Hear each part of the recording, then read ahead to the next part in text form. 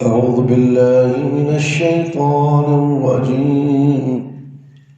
بسم الله الرحمن الرحيم.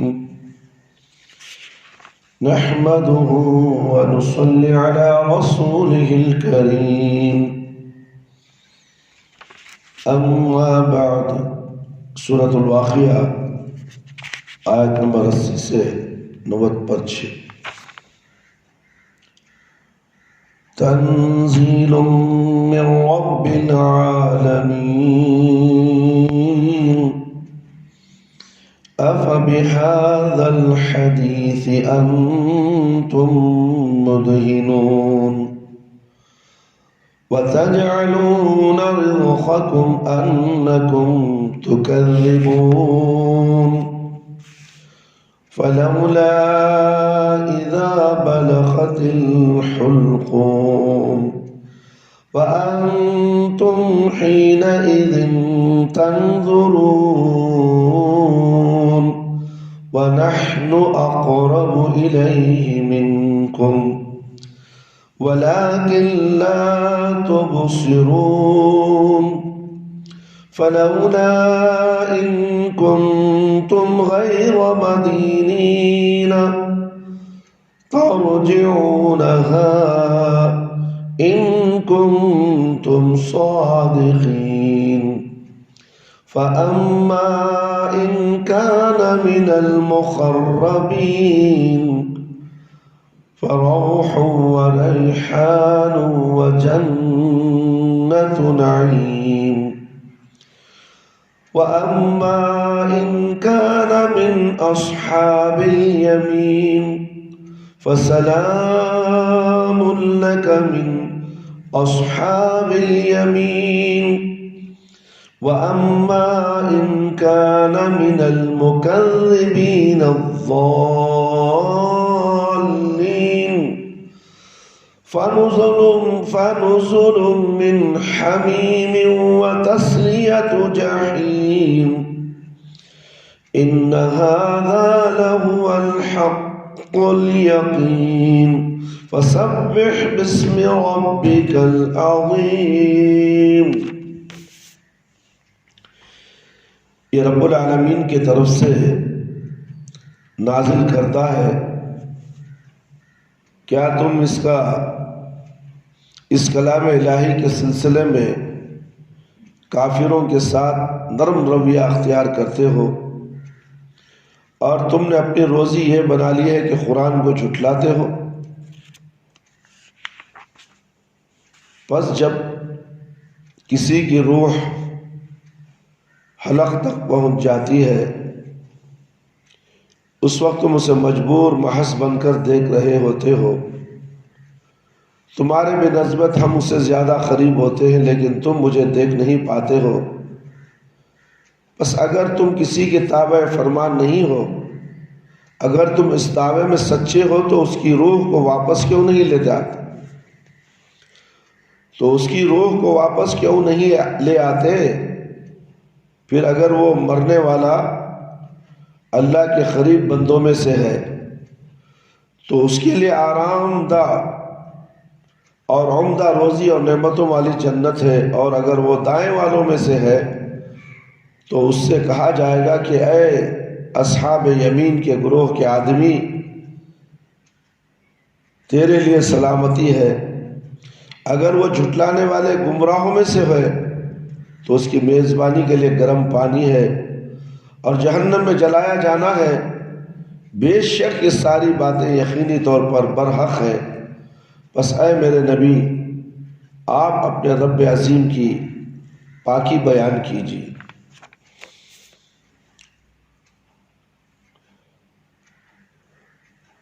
آیت نمبر 80 پر 1 میں اللہ تعالیٰ نے قرآن کے بارے میں فرمایا کہ لوگوں، کیا تم ایسی معزز اور مکرم کتاب اور رب العالمین کی بات کو جھٹلاتے ہو اور اس کی تصدیق نہیں کرتے ہو؟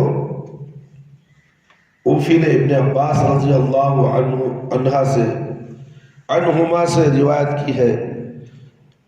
مدہنون کی تفسیر مکذبون غیر مصدقین نقل کی ہے۔ عربی زبان میں اذہان کا معنی تکذیب یعنی جھٹلانا، کفر اور نفاق بیان کیا گیا ہے۔ اس اعتبار سے بھی آیت کا معنی یہ ہوگا کہ لوگوں کیا تم منافقین کی باتوں میں آ کر اللہ کے کلام کو جھٹلاتے ہو اور اس کا انکار کرتے ہو، حالانکہ یہ عظیم کتاب تم سے تقاضا کرتی ہے کہ تم اس پر ایمان لے آؤ اور اس کی تعلیمات کو اپنی زندگی میں جاری اور ساری کرو۔ آیت نمبر 80 میں اللہ تعالیٰ نے اپنے بندوں سے فرمایا کہ اس نے تمہیں روزی دی ہے۔ روزی دینے والا کون؟ کیا تمہیں اپنے باپ داداؤں نے روزی دی ہے؟ دینے والا روزی اللہ ہے اور گوناگون نعمتوں سے نوازا ہے، اور اس کا تقاضا تھا کہ تم اس کا شکر ادا کرتے، لیکن تم نے ناشکری کی، نعمتوں کی نسبت اس کے سوا اور دوسروں کی طرف کر دی، اور احسان و انعام کا بدلہ کفر اور شرک کے ذریعے دیا۔ اس سے بڑھ کر احسان فراموشی کیا ہو سکتی ہے کہ جو انسان کرے اس کے ساتھ بدسلوکی اور ایذا رسانی کا برداؤ کیا جائے۔ جو احسان کرے اس کے ساتھ تو اچھائی کے ساتھ پیش آنا چاہیے، مگر تم نے تو بدسلوکی اور ایذا رسانی کا برتاؤ کیا جائے۔ اللہ اکبر۔ ذیل کی تین آیتیں میں اللہ نے انسان کی بے بسی کو بیان کیا ہے اور بتایا ہے کہ وہ اپنے خالق کی مرضی و منشا کے سامنے اکثر مجبور و محقور ہے۔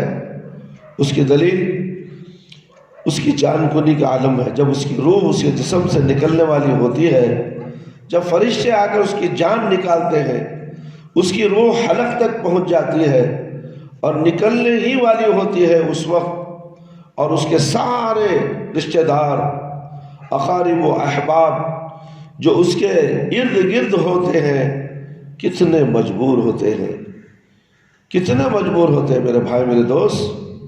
اس کی روح نکل رہی ہوتی ہے، وہ اپنی پھٹی پٹھی نگاہوں سے سب کو دیکھ رہا ہوتا ہے۔ کون اس کی روح نکل رہی ہے؟ انہیں سب کو نظر دوڑا کر دیکھتا ہے کہ اب میری روح نکل رہی ہے۔ کیا عالم ہوگا میرا؟ اللہ اکبر، اللہ اکبر۔ پھٹی پھٹی نگاہوں سے سب کو دیکھ رہا ہوتا ہے، اس کے ارد گرد سب لوگ اس کے حال پر رحم کھا رہے ہوتے ہیں۔ اللہ اکبر۔ لیکن کوئی اس کی مدد نہیں کر سکتا، کوئی اس کی مدد نہیں کر سکتا کہ اس کی روح کو اس کے جسم میں لوٹا دے۔ اللہ اکبر۔ ہے کوئی مائی کا لال؟ ہے کوئی بابا؟ ہے کوئی پیر اور مرشد اور فقیر جن کی تم پوجا کرتے ہو؟ اللہ اکبر۔ جن کے تلوے چاٹ کر تم پانی پیتے ہو؟ بتاؤ تو صحیح، جب روح نکلتی ہے تو لوٹا کر دکھا دو اگر تمہارے میں طاقت ہے۔ وہ طاقت صرف رب العالمین کے ہاتھ میں ہے۔ جو روح نکالتا ہے تو کوئی واپس نہیں لے جا سکتا۔ میرے بھائی، ایسے رب العالمین کے ساتھ تمہیں غیروں کی پوجا کرتے ہو۔ اللہ اکبر۔ یہ کیسے مسلمان تم؟ یہ کیسے مسلمان ہو؟ افسوس، سب لوگ اس کے حال پر رحم کھا رہے ہوتے ہیں، لیکن کوئی اس کی مدد نہیں کر سکتا۔ اس کی روح کو اس کے جسم میں لوٹا دے، اس وقت اللہ کے فرشتے مرنے والے سے اس کے رشتہ داروں کی بنسبت زیادہ قریب ہوتے ہیں، لیکن لوگ ان فرشتوں کو دیکھ نہیں پاتے ہیں۔ یا مرنے والا جو کچھ اس وقت جھیل رہا ہوتا ہے، اس راز سربستہ سے لوگ بالکل ناواقف ہوتے ہیں۔ آیت نمبر 86 میں اللہ تعالیٰ نے انسان کی اسی بے بسی اور مجبوری کو بیان کیا ہے اور کہا ہے کہ اگر تم واقعی سچے ہو کہ تم اللہ کی ذات برحق کے محکوم نہیں ہو تو مرنے والوں کی روح کو لوٹا کیوں نہیں دیتے اور موت کا اس سے پیچھا کیوں نہیں چھڑاتے تھے۔ آیت نمبر 7 اور ما بعد کی آیتوں کی تفسیر میں بیان کیا گیا کہ قیامت کے دن لوگ اعمال کے اعتبار سے 3 جماعتوں میں بٹ جائیں گے: سابقین اولین، اصحاب الیمین اور اصحاب الشمال۔ اور ان آیتوں میں تینوں جماعتوں کا انجام بھی بیان کیا گیا ہے۔ انہی تینوں جماعتوں کا وہی مذکورہ بالا انجام اللہ تعالیٰ نے یہاں مزید تاکید اور ترغیب و تحریب کے طور پر بیان کیا ہے۔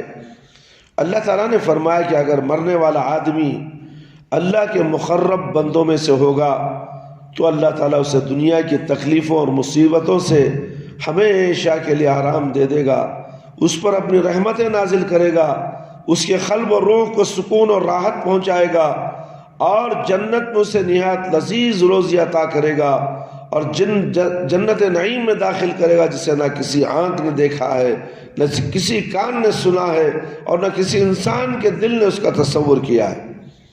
اور اگر وہ اصحاب الیمین میں سے ہوگا تو فرشتے اسے سلام کریں گے اور خوشخبری دیں گے کہ وہ ان لوگوں میں سے ہے جنہیں قیامت کے دن عرش کے دائیں جانب جگہ ملے گی اور بالآخر ان کا مقام جنت ہوگا۔ اور اگر وہ اصحاب شمال میں سے ہوگا، یعنی ان لوگوں میں سے جو دنیا میں روز قیامت کی تکذیب کرتے تھے، جھٹلاتے تھے اور رائے حق سے بھٹکتے ہوئے، تو ان کی میزبانی زخم سے پیٹ بھرنے کے بعد کھولتے ہوئے پانی سے ہوگی، جو اس کے پیٹ کے ہر چیز کو پگھلا کر باہر نکال دے گا اور اسے جہنم کی آگ میں جلایا جائے گا۔ آیت نمبر 95 میں اللہ تعالیٰ نے فرمایا کہ تینوں جماعتوں کا جو انجام بیان کیا گیا ہے اس میں کوئی شک و شبہ نہیں ہے۔ حافظ سویتی رحمۃ اللہ علیہ نے اپنی کتاب الکیل میں انہی آیات سے استدلال کر کے لکھا ہے کہ ابن آدم کی روح جسم سے جدا ہونے کے بعد یا تو سکون و راحت میں ہوتی ہے یا اسے عذاب دیا جاتا ہے، اور یہ کہ مومن روحوں کا ٹھکانہ جنت اور کافر روحوں کا ٹھکانہ جہنم ہے۔ سورت کے اختتام میں اللہ تعالیٰ نے نبی کریم صلی اللہ علیہ وسلم کو حکم دیا ہے کہ وہ ہر حال میں اپنے رب عظیم کی پاکی بیان کرتے رہے، ان کی حمد و ثنا میں مشغول رہے اور مشرکوں کی افتراء پردازیوں کی تردید کرتے رہے۔ امام بخاری رحمہ اللہ نے اپنی کتاب الصحیح کے آخر میں ابو ہریرہ رضی اللہ تعالیٰ عنہ سے روایت کی ہے کہ رسول اللہ صلی اللہ علیہ وسلم نے فرمایا، دو کلمے ایسے ہیں جو زبان پر تو ہلکے ہیں لیکن قیامت کے دن میزان عمل میں وہ بڑے بھاری ہوں گے اور رحمان کو بڑے پیارے ہیں۔ سبحان اللہ و بحمدہ، سبحان اللہ العظیم۔ اللہ تمام عیوب و نقائص سے پاک ہے اور ساری تعریفیں اسی کے لیے ہیں، عظمتوں والا تمام عیوب سے پاک ہے۔ وباللہ توفیق۔ اللہ تعالیٰ سے دعا ہے کہ اللہ تعالیٰ مجھے اور آپ تمام کو ان تمام قرآن اور حدیث کی باتیں جو ہم نے آپ کے سامنے تفسیر اور ترجمانی کے شکل میں پیش کی ہیں، امید ہے اللہ تعالیٰ مجھے بھی آپ کو بھی سن کر اس پر عمل کرنے کی توفیق عطا فرمائے۔ اللہ تعالیٰ ہمیں 5 وقت نمازی بنا دے، وقت پر نماز پڑھنے والا بنا دے، ہماری نمازوں میں خشوع اور خضوع عطا فرما، ہماری جائز دعاؤں کو قبول فرما لے۔ اے اللہ تو رحم کرنے والا ہے، اے اللہ کرونا کی بیماری کو جلد سے جلد دور فرما دے۔ اے اللہ ساری قوم، ساری عوام میرے پروردگار خوف و ہراس کی زندگی گزار رہی ہے، نہ جانے موت سر پر کھڑی ہے، آج اس کی تو کل ہماری باری ہے۔ ہر ایک انسان موت کی لائن میں اب کھڑ چکا ہے۔ یہ قیامت کی نشانیوں میں سے اے اللہ تو نے نشانیاں دکھا دی ہیں، پھر بھی ایک مسلمان ہے، اتنا سخت گیر مسلمان ہے، اتنا گھٹ قسم کا مسلمان ہے، مگر تیرے دربار میں آ کر معافی تلافی کرنا نہیں چاہتا۔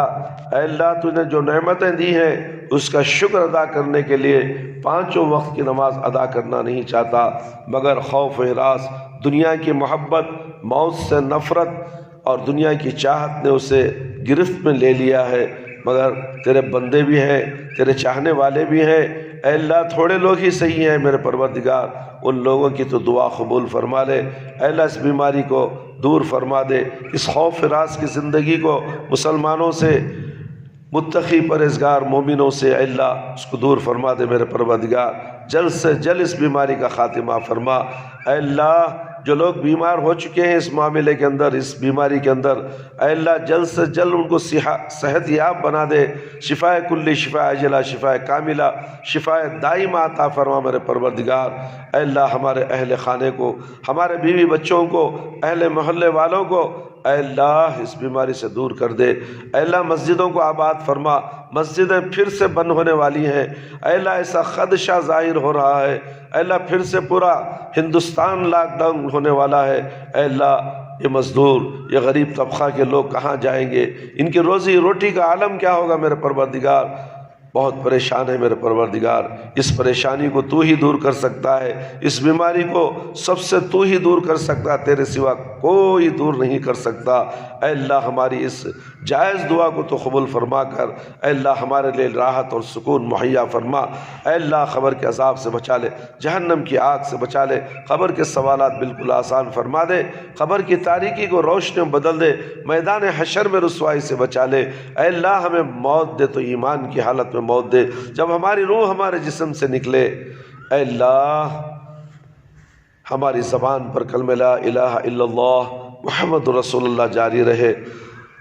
ربنا آتنا في الدنيا حسنة وفي الآخرة حسنة وقنا عذاب النار ربنا ظلمنا أنفسنا وإن لم تغفر لنا وترحمنا لنكونن من الخاسرين ربنا هب لنا من أزواجنا وذرياتنا وقرة أعين واجعلنا للمتقين إماما ربنا هب لنا من أزواجنا وذرياتنا وقرة أعين واجعلنا للمتقين إماما رب هب لي من الصالحين يا مقلب القلوب ثبت قلبي على دينك اللهم إني أعوذ بك من البرص والجنون والجذام ومن سيء الأقسام اللهم أذهب حرها وبردها ومرضها